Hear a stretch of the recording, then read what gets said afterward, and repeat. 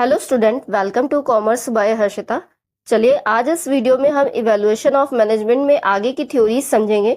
इसके पहले वाले वीडियोस में मैं आपको प्री साइंटिफिक एरा और क्लासिकल मैनेजमेंट एरा में तीनों थ्योरीज डिस्कस कर चुकी हूँ और न्यू क्लासिकल मैनेजमेंट एरा में ह्यूमन रिलेशन अप्रोच और बिहेवियरल साइंस अप्रोच डिस्कस कर चुके हैं हम लोग, ठीक है। और मॉडर्न मैनेजमेंट एरा में क्वांटिटेटिव अप्रोच और सिस्टम अप्रोच मैं आपको प्रीवियस वीडियो में बता चुकी हूँ।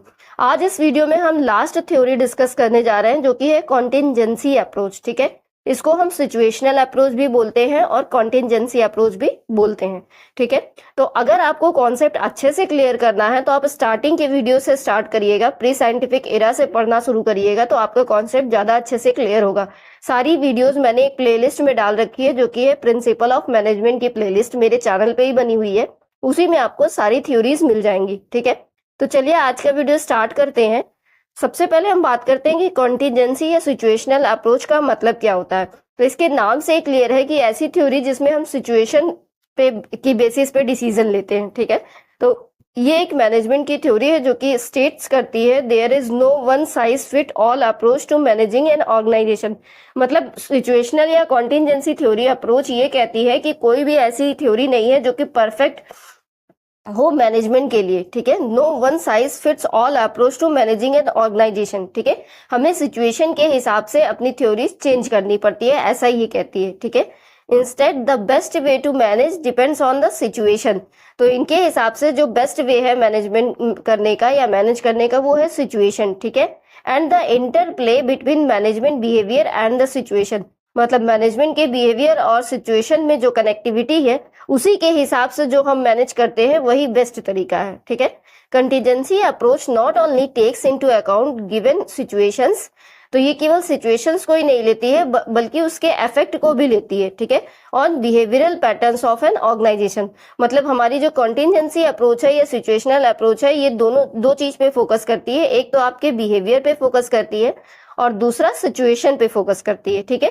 इनके हिसाब से आपकी कोई भी एक थ्योरी परफेक्ट नहीं है ऑर्गेनाइजेशन को मैनेज करने के लिए। किसी भी ऑर्गेनाइजेशन को मैनेज करने के लिए हमें अपनी सिचुएशन पे डिपेंड होते हैं हम, और मैनेजमेंट बिहेवियर पे डिपेंड होते हैं, ठीक है। चलिए अब कुछ फीचर्स समझते हैं कॉन्टिजेंसी अप्रोच की। तो पहला फीचर कह रहा है कि contingency approach is based on situation. तो जैसा कि मैंने आपको बताया है कि इसमें जो भी हम ओपिनियन या डिसीजन लेते हैं वो जो सिचुएशन पे, जिस सिचुएशन पे जो बेस्ट पड़ता है वो डिसीजन हम लेते हैं, ठीक है। तो contingency approach not only takes into account the situation, ये सिचुएशन को ही नहीं लेती बल्कि बेस्ट पॉसिबल सोल्यूशन भी प्रोवाइड करती है बिहेवियरल पैटर्न्स को देखते हुए ऑर्गेनाइजेशन के, ठीक है। तो ये सिचुएशन को ही नहीं देखती बल्कि एक बेस्ट पॉसिबल सोल्यूशन भी प्रोवाइड करती है हर एक सिचुएशन का बिहेवियरल पैटर्न को ऑर्गेनाइजेशन के देखते हुए, ठीक है। Contingency approach establishes good inter relationship between situational variables and managerial actions. तो ये एक इंटर रिलेशनशिप बनाती है सिचुएशन में मैनेजरियल एक्शंस को लेकर के, ठीक है। मतलब हम अपने मैनेजरियल एक्शंस को देखते हैं और सिचुएशंस को देखते हैं, दोनों के बीच में एक इंटर रिलेशन बनाते हैं कि हाँ इस सिचुएशन में हमने जो डिसीजन लिया है क्या वो सही पड़ेगा, ठीक है। Management variables are dependent on environment variables which are independent.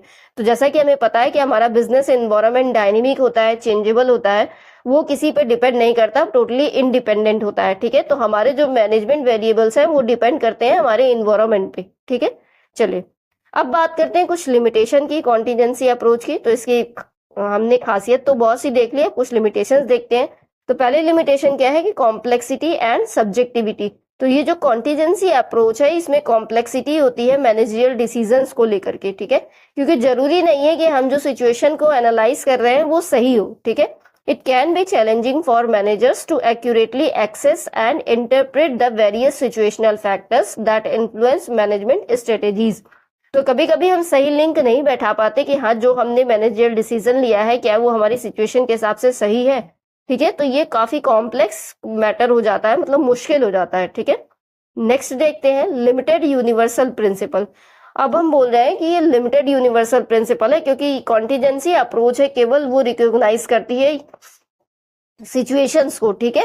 वो टेक्निक्स का कोई ध्यान नहीं रखती। यहाँ पे कोई भी टेक्निक्स की बात नहीं हुई है, ना ही कोई साइंस की बात हुई है, केवल हम सिचुएशन की बात कर रहे हैं या फिर मैनेजरियल बिहेवियर की बात कर रहे हैं, ठीक है। तो इसका स्कोप लिमिटेड हो जाता है। नेक्स्ट हम कह रहे हैं complexity of interactions. The contingency approach acknowledges the relationship between sub system within an organisation. तो ये कई सारे सब सिस्टम्स के बीच में रिलेशनशिप बताती है ऑर्गेनाइजेशन में, and between the organisation and its environment. जबकि हमें पता है कि जो हम इंटरेक्शन करने जा रहे हैं वो हम एक ऐसे इन्वायरमेंट से करने जा रहे हैं जो कि डायनेमिक और कॉम्प्लेक्स होता है, ठीक है। तो ये बहुत ही चैलेंजिंग हो जाता है समझना कि जो भी हम मैनेज करने जा रहे हैं, जो भी कंटीजेंसीज को या सिचुएशन को, क्या उसमें वो इन्वायरमेंट में वो सिचुएशन सही रहेगी, ठीक है। क्योंकि हमारा जो बिजनेस इन्वायरमेंट है वो कॉम्प्लेक्स है, डायनेमिक है, चेंजेबल है, ठीक है।